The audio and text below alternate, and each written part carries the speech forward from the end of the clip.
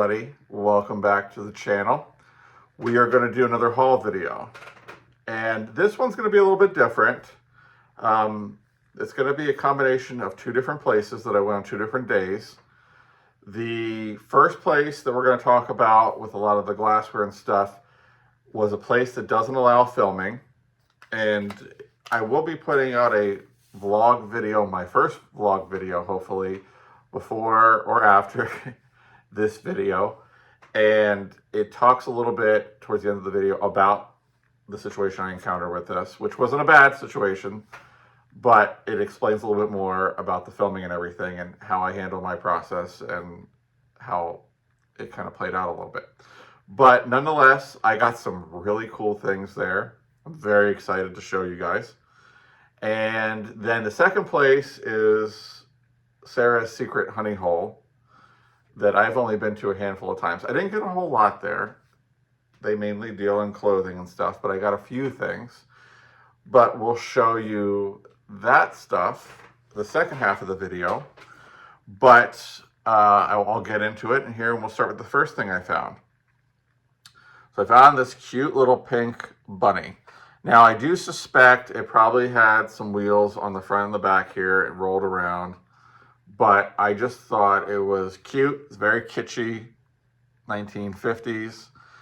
Gonna stay with me. Gonna live in the Easter collection. I might have a basket to sit this guy in just to fill him in. I did buy some Easter stuff today. I also bought some other holiday stuff, but that's in another video. There's a couple things in here I'll show you, but very cute, very kitschy, very pink. So in that same booth, and I'm just moving something out of the way here, I found this piece, and I absolutely love the color on this. So it doesn't have a huge value on it. This was a very good price. It was below retail. So, but it was kind of all over the board. So when I looked it up, I saw pieces ranging from what I paid for it to 5 times what I paid for it. But I couldn't put it down because it just has this deep blue color, and the opalescent on it is just amazing. So I figured I'm going to give it a shot and see if it sells. And if it doesn't, it can go in the cabinets behind us. But it just spoke to me because usually the blue color with the opalescent is a little bit lighter, and this has a little bit more of a darker. It is a Fenton piece. I did find that out, but it's just a beautiful little compote. And like I said, sit this on a table or put it somewhere where the sun's going to catch it, and it just is radiant. It's beautiful. It's got the heavy opalescent on the back side of it. So I really like this piece and picked it up. So we will see. If it sells, if it doesn't, it stays with me. I'm totally okay with that. So switching gears to St. Patrick's Day, I found several packets of these old cake decorating topper picks. And this one has the shamrock and the hats. This one's a mixed bag of the pipes and then the other shamrocks. This one has some of the little shamrocks with the hats on them. And this one has some of the little shamrocks with the pipes on them. These are getting to be really collectible because people are crafting with them. My plan is probably to pull one of each type out to add to my St. Patrick's Day collection.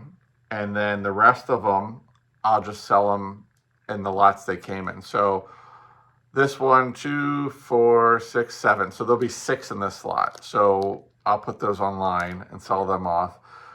Then that way somebody who wants to craft with them or add them to their St. Patrick's Day decorations, they can get them. So these will be going into the eBay store as well as the other ones. So like I said, I'm going to pull one of each out for myself and then send the rest on their way to somebody out there who loves this kind of stuff. So this was my really exciting piece, and I took a gamble on it. So I was walking down, and I'll give you the story. I was walking down this aisle, and I saw this booth that had a lot of glassware in it. And over on the one side, there was a bunch of clear glass. And I just happened to catch a glimpse of the green. And I went over and looked at the price, and I was like, oh, it's not dirt cheap. And I kind of was looking around and doing some research on it. And then I found several of the exact same ones listed on those crazy websites that have the extremely high price things for like $1,400 and $1,500. I don't think it's even close to that, but I do think it's probably worth a lot more than I paid for it. It's a beautiful piece of Murano. It's got the silver flake in it. It's absolutely gorgeous with this green color. I mean, it's just a beautiful piece. I've never really seen a jar like this to have the weight. And then it has the lid with the Bolla Conti and a little bit of the green swirl with the silver in it. It's you can see it's pretty thick. It's a really, really nice piece of glass. It's a very nice piece of glass. So I took a chance. I'm gonna put it online and I'm gonna see how it does. And if you're interested, it's gonna be in the eBay store, but very neat piece of glass. Along the glass lines, I was walking past a showcase that had some Christmas stuff in it. And on the very bottom shelf, I actually found this set. And there's actually 2 perfume bottles, but we'll take a look at each one individually. So it's this beautiful swirl. It's definitely Murano. Has the gold fleck in the stopper. There's a little bit of the gold fleck in the base, but very neat piece, great shape. So there's that one. And then there's this one. And here's the stopper. Now the stopper on this one sits further down in. It should sit right about there, and it kind of goes down in. Now the previous owner has a piece of tape wrapped around it. So I may do the same thing just because of my OCD and the height difference. I might just do that so that it kind of lines up about the same if you're sitting them on a dresser.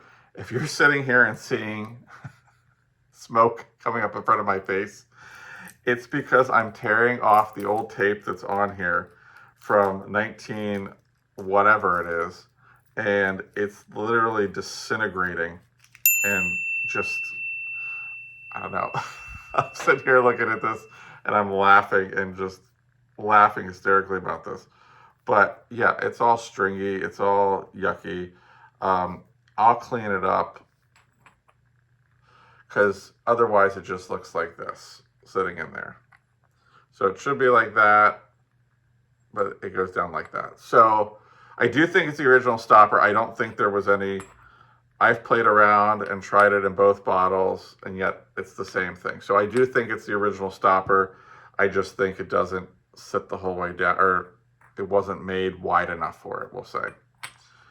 But I think they're great. And then, of course, the powder jar.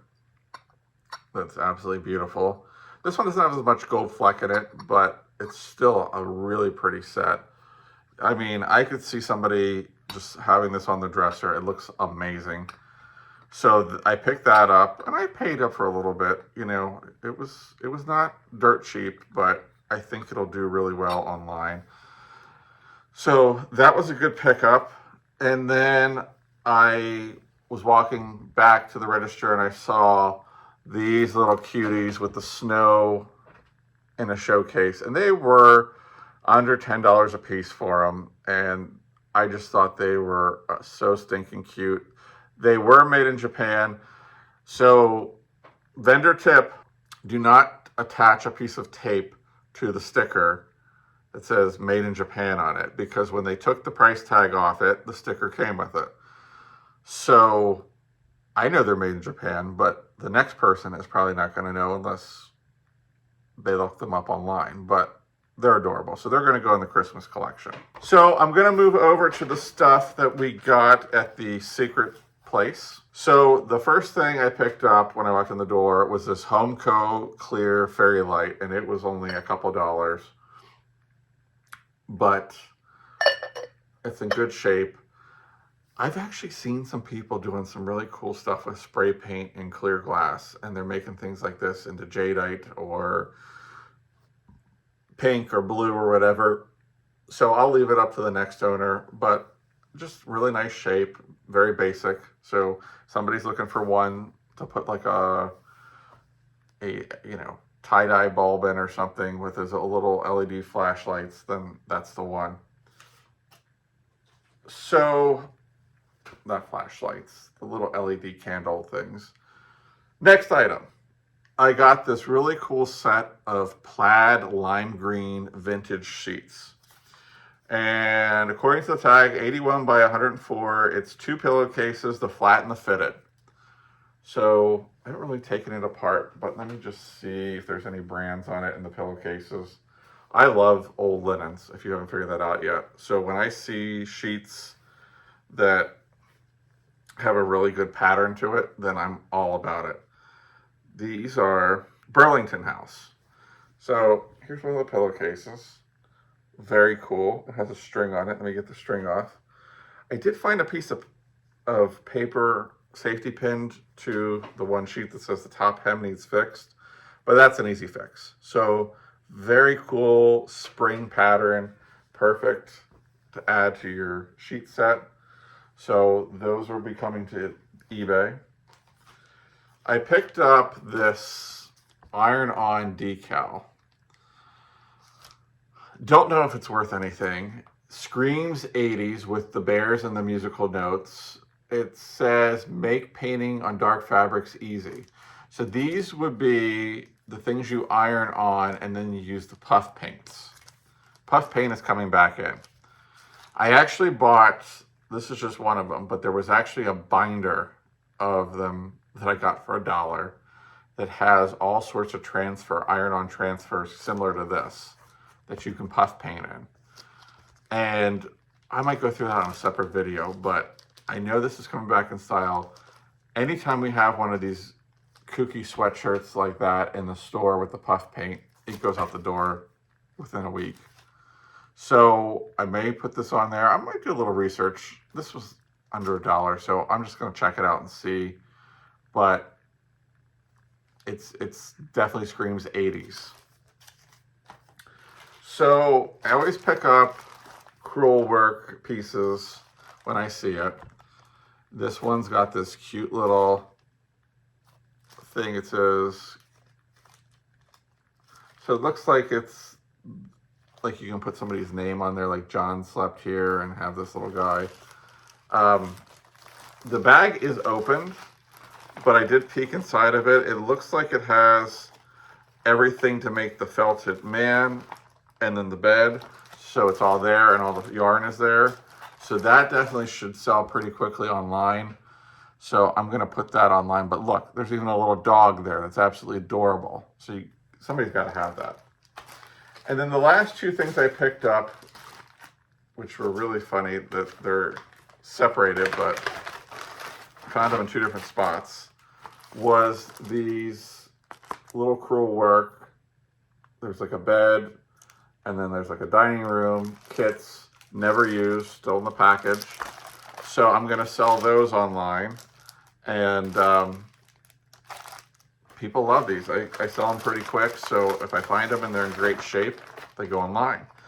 So that's pretty much the haul for those 2 places. If anybody sees anything that they like, check my eBay store out. Make sure you like, comment, subscribe. I push that all the time. So for those of you who are probably like, he says that every video, it's important. There's a lot of people that are watching the videos that aren't subscribing. So do everybody a favor. If you like people's content, hit the subscribe button. It lets you know when new videos come out. It doesn't cost you anything.